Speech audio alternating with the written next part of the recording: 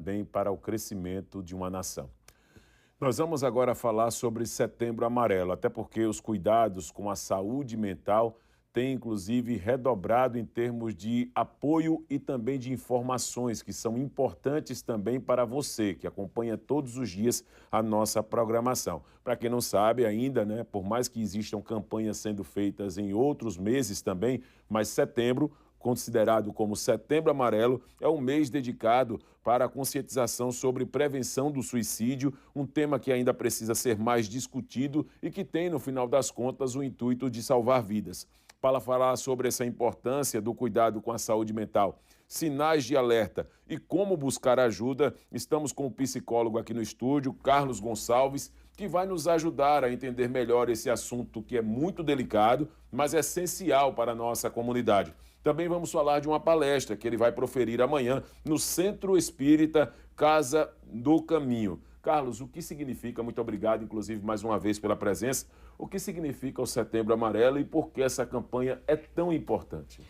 Bom dia, obrigado aqui pelo convite. Setembro Amarelo, né, a gente tem que entender que teve início em 1994, lá nos Estados Unidos, em virtude da morte de um jovem de 17 anos e que era extremamente comunicativo, atencioso, carinhoso, porém ele se suicidou.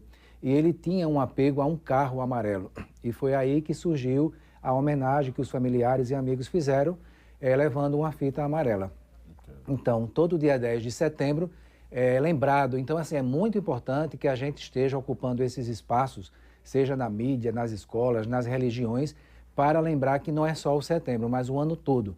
Porque, segundo a OMS, são mais de 800 mil mortes por ano. Então, assim, é um fato que a gente precisa estar alerta. E no Brasil, mais de 15 mil pessoas se suicidam por ano. E é muito importante quando nós estamos falando do sofrimento emocional profundo. Quais são os sinais? Existe, por exemplo, formas de se detectar? Todas as vezes que falamos em suicídio, eu lembro de alguns artistas que levavam para as pessoas alegria e que nós jamais poderíamos imaginar que eles estavam passando por um sentimento profundo, né? Existem sinais, Carlos? O que é que você poderia compartilhar com a gente sobre essa situação? É muito importante realmente a gente ficar atento, né? Principalmente quem está ao redor, familiares, amigos, né? Para entender que muitas vezes algumas pessoas que passam por um sofrimento mental podem demonstrar, mas a grande maioria esconde. Então há um disfarce, podemos dizer assim, uma máscara, onde ele demonstra alegria, felicidade, simpatia, porém, dentro tem um lado sombrio, tem um sofrimento, uma dor psíquica, que muitas vezes ele não coloca para fora. Então, é muito importante que esse familiar, principalmente o amigo, preste atenção para que possa tentar falar, conversar, chegar junto e tentar, de alguma forma, ajudá-lo nesse processo de dor.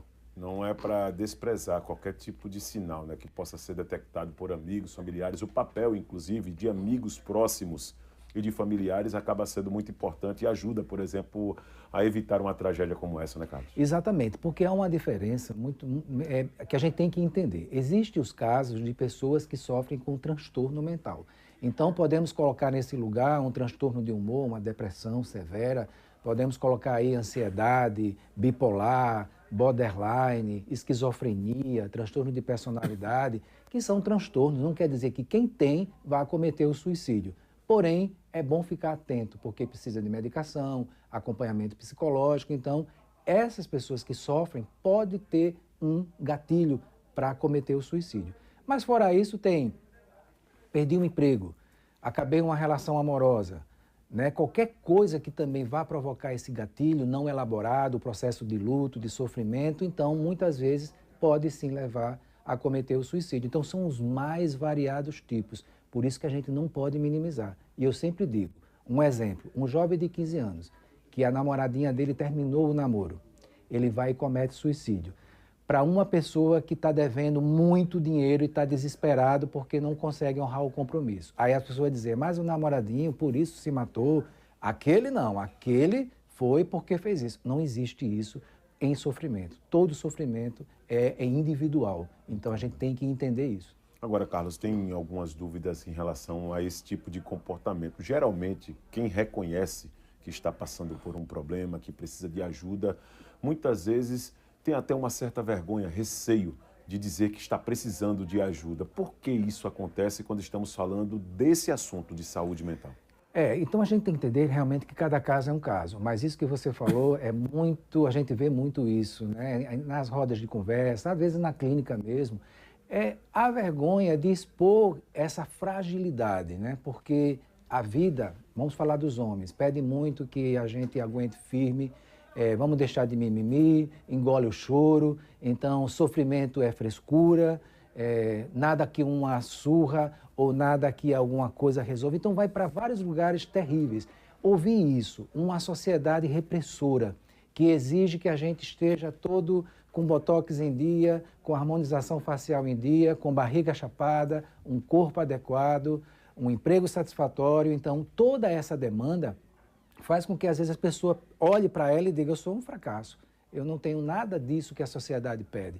Então, olhar que internamente existe uma dor é mais difícil para ele colocar para fora. Por isso eu sempre digo, dentro de um contexto de família, é ali que a terapia começa. Agora, quando estamos falando de recomendações, o que é que você recomendaria como psicólogo, Carlos? O seu papel é muito importante, nós precisamos dizer isso. Os psicólogos, eles têm hoje atuado de uma maneira muito importante, como anjos, né? Ajudado as pessoas realmente a evitar essa, que para muitos pode ser covardia, para outros coragem, né? De tentar tirar a própria vida. Como nós podemos promover essa prevenção e o que é que você recomenda para as pessoas que nos assistem nesse momento e que de repente está passando por algum tipo de dificuldade? Olha para um lado, para o outro, não vê saída, não vê alternativa. O que é que você poderia recomendar, Carlos? Eu sempre digo que não deixe para a última instância, né? Para o grau maior de sofrimento, porque infelizmente a gente ainda vê muito isso. O problema vai se agravando, agravando e as pessoas não buscam ajuda. Muitas vezes acha que somente a fé ou aquela religião vai transformá-lo. Nada contra a fé e contra a religião. Ela é um suporte de espiritualidade muito importante. Mas é bom ficar ligado aos sinais, né? De uma tristeza que passa de 2 meses, um sofrimento, uma melancolia, uma fala onde ele pontua que quer desistir da vida. Então, não deixar isso se alongar, procurar a ajuda de um psicólogo. Muitas vezes é preciso entrar com medicação, ir ao psiquiatra. Então, essa fragilidade, de alguma maneira, tem que ser colocada para fora. Muito bem. E a respeito de grupos e também serviços especializados, gostaria que você também, nesse papel de prestação de serviço que você já exerce como profissional, mas aproveitando nossa audiência, pudesse falar também como as pessoas podem procurar, em caso de emergência, os grupos ou os serviços especializados. Hoje a gente tem assim várias, né, demandas, né? Dentro de um contexto de religião, podemos dizer, muitas religiões já estão dando suporte psicológico, né? Eu sou espírita e dentro do contexto espírita tem psicólogos fazendo atendimentos também. Temos o CVV, Centro de Valorização da Vida, através do 188. Temos o próprio governo, né, que tem aí o suporte dos CAPs. Então, assim, hoje, buscar acesso à saúde mental não é mais uma desculpa de 20, 30 anos atrás, ou não é uma vergonha dizer que vai ao psicólogo ou ao psiquiatra. Eu sempre digo, se a gente tem um problema na visão, na pele, né, a gente vai procurar o especialista para tratar. Então, olhar para a saúde mental é extremamente necessário, até porque o nosso piloto, o nosso carro-chefe que mantém a gente em pé, chama-se saúde mental. E quando nós estamos falando também de compartilhar conhecimento, amanhã você vai ministrar uma palestra, inclusive qual o tema e onde acontecerá, até porque estamos falando também, acredito que para o público de uma forma geral, esse papel tem um valor relevante, né? Compartilhar conhecimento, Carlos. Sim, então amanhã às 20 horas eu vou estar no Centro Espírita Caminho da Paz, que fica no Poço, né? E eu vou abordar sobre o suicídio, pontuando a família como um acolhimento, né, assim, extremamente importante. Toda a nossa construção de vida, né, a nossa parte, tanto espiritual como a parte psicológica, a gente tem da família. Então, a família é a primeira escola, é a base, é a referência, é onde vai me colocar numa estrutura psicológica ou uma desestrutura. Então, olhar para essa família como um porto seguro, ela é um remédio, um bálsamo para futuras doenças que poderão surgir. Agora, quando nós estamos falando de suicídio, muitas pessoas elas associam também, até como válvula de escape, a algumas substâncias, inclusive até o consumo de bebida alcoólica. Eu queria que você trouxesse sua observação como profissional a respeito desse assunto, Carlos, que eu acredito que é a dúvida de muita gente. O cara diz assim, rapaz, estou tão estressado aqui e às vezes a pressão só melhora quando eu tomo aquela cervejinha. isso realmente é um escape, é uma fuga? Eu queria que você falasse tecnicamente o que é que a ciência explica sobre isso. Perfeito essa sua colocação, porque realmente, né, as substâncias e hoje o álcool, podemos dizer assim, que está disponível e acesso para todo mundo, é um grande vilão da questão do suicídio, né? Como você bem colocou. Toda busca da gente, seja para o álcool em excesso, seja para as drogas de uma forma geral, ela visa preencher um vazio. Ela visa preencher algo que você olha internamente e não consegue resolver. Então, o escapismo, né? A desculpa de, vou beber final de semana porque eu tive uma semana muito extensa. Vou fumar porque de repente eu briguei com meu chefe. Meu filho está rebelde. Então, todas as desculpas que a gente arruma e deposita como uma chupeta ou como um afago que isso pode trazer, é uma mera ilusão e um mascaramento da realidade. Então, se apoiar nas substâncias e no álcool de uma maneira geral é trazer o adoecimento, até porque o alcoolismo, né, ele é extremamente prejudicial, não só à saúde física, mas principalmente à saúde mental. Isso, para quem sabe o que nós estamos tratando, é como se passasse o efeito do álcool, você depois vivesse na mesma gangorra e de muita tristeza também, né, Carlos? E isso que você também colocou eu saio da bebida e eu volto para a realidade. Na psicologia, a gente trabalha muito dentro da fantasia e realidade. Todo o sofrimento que a gente passa, e principalmente quem está em depressão, é porque há um choque de realidade muito grande. E quando a gente vive na fantasia, a gente prefere. Então, a bebida é uma fantasia, o final de semana é uma fantasia, né? As traições, ou qualquer lugar que a gente vá, que saia da realidade, a gente acha melhor. Né? É como fosse assim, vamos estudar matemática, então eu acho um saco. Agora vamos para passear no shopping ou ir para uma praia. Então, o cérebro tem a recompensa, as dopaminas, as endorfinas, as serotoninas. Então, tudo que dá prazer, há uma sensação de recompensa.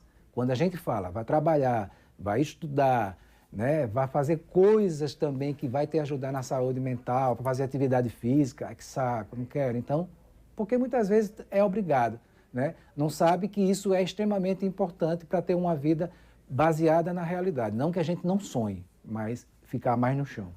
Eu gostaria já de te desejar uma grande palestra. Você sabe que a sua atuação como palestrante também é, no final das contas, fazer o seu papel como missão aqui nesse plano, né? Levar para as pessoas conhecimento e ajudar as pessoas. É uma profissão muito bonita essa, Carlos. Mas eu gostaria que você deixasse nesse momento final de sua fala uma mensagem para o público que nos acompanha, que está passando por momentos difíceis, por exemplo, e para quem quer realmente, para quem precisa de ajuda nesse momento. Eu sempre digo que quem comete suicídio não está querendo de fato morrer, está querendo tirar uma dor, que a gente chama de dor emocional. Então, não deixe para depois, busque ajuda agora. Se você está nos assistindo, então, e está passando por um processo de sofrimento, não tenha vergonha. Busque um psicólogo, busque um psiquiatra. A sua saúde está em primeiro lugar. E assim, com essa mensagem, nós vamos aqui, né, desejando muita sorte, muita luz também para o Carlos Gonçalves, ele que amanhã estará ministrando essa palestra, 8 da noite, não é isso? 8 da noite. Convida o público, aproveita. Amanhã às 20 horas no Centro Espírita Caminho da Paz, na rua Bezerra de Menezes, 199, no Poço. Estarei lá falando sobre a prevenção ao suicídio. É isso mesmo. Então, muito importante nessa palestra e, mais uma vez, reforçamos esse convite para você que acompanha aqui o Gazeta News, edição da manhã. Depois de conversarmos com o Carlos Gonçalves, nós vamos agora falar sobre 16 de setembro, será comemorado